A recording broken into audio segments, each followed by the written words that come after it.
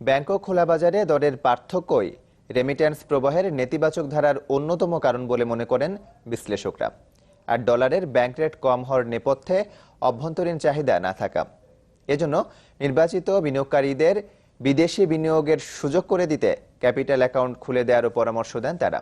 এজন্য আইনের সংস্কার ও মনিটরিং সক্ষমতা বাড়ানোর পরামর্শও দেন তারা। মজুমদার বাবু রিপোর্ট। গত কয়েক বছর ধরে দেশের বৈদেশিক মুদ্রা রিজার্ভ যে স্বস্তিতে ছিল তার বড় একটা অবদান রেমিটেন্সের। প্রবাসীদের শ্রম আর ঘামের বিনিময়ে অর্জিত এই রেমিটেন্সে এখন চলছে ভাটা, যার শুরুটা হয়েছিল 7 মাস আগে। আগস্ট থেকে সেপ্টেম্বরে রেমিটেন্স কমে 10.7%, সেপ্টেম্বর থেকে অক্টোবরে 4.35 এবং অক্টোবর থেকে নভেম্বরে 5.8%। মাঝে ডিসেম্বর ও জানুয়ারিতে কিছুটা বাড়লেও গত মাসে রেমিটেন্স কমেছে 7.25%, আর আগের বছরের একই সময়ের তুলনায় তা 17%-এরও বেশি।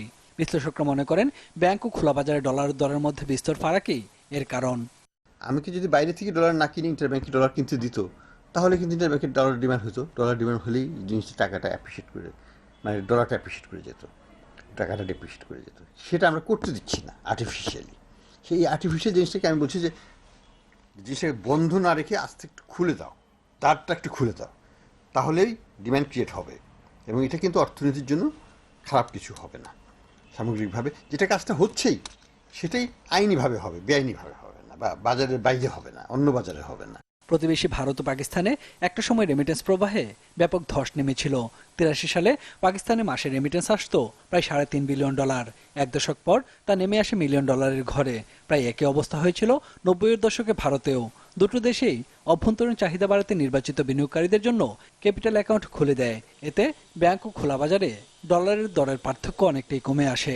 বিশ্লেষকদের পরামর্শ, বাংলাদেশেও এখন একই পন্থা অনুসরণ করতে পারে।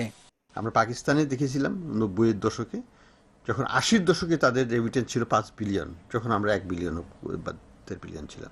5 বিলিয়ন সেটা রেস্ট্রিকশন হওয়ার বিভিন্ন কারণে বা পলিসিগত ভুল হওয়ার কারণে সেটা 1 বিলিয়নে নেমে আসে। ভারতে আমরা দেখেছি যে ভারতের রেমিটেন্স ছিল 14-15 বিলিয়ন বহু বছর।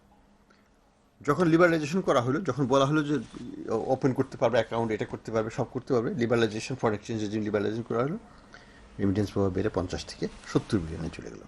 নির্বাচিত ব্যবসায়ীদের বিদেশে বিনিয়োগ সুযোগ দিতে আইনের সংস্কার এবং মনিটরিং দক্ষতা বাড়ানোরও পরামর্শ দেন এই অর্থনীতিবিদ।